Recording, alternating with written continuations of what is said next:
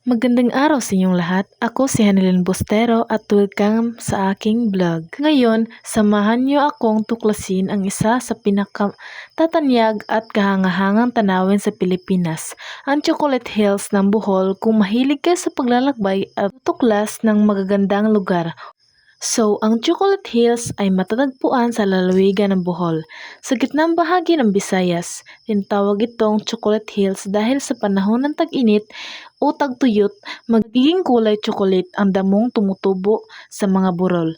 Kaya parang malaking tsokolate na nakahilira. Paano nga ba nabuo ang Chocolate Hills? Marami ang nagtatanong kung paano nga ba nabuo ang mga burol na ito.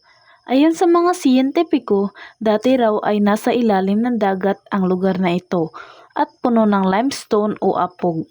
Habang lumilipas ang panahon, inukit ng ulan, hangin at pagguho ng lupa ang mga burol hanggang sa nabuo ang kakaibang hugis na nakikita natin ngayon. Pag bumisita kayo sa Chocolate Hills, pwede kayong pumunta sa viewing deck sa bayan ng Carmen, Bohol para makita ang daan-daang burol sa paligid.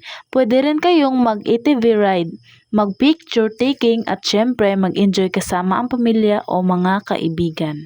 Chocolate Hills ay hindi lang simpleng tanawin, ito ay patunay na ganda at hiwaga ng kalikasan sa Pilipinas. Kaya kung may pagkakataon ka bumisita sa Bohol, siguraduhin mong masilayan mo rin ito. Maraming salamat sa panonood. Huwag kalimutang i-like, i-share at mag-subscribe para mas marami pang travel vlog. Hanggang sa susunod na paglalakbay, paalam!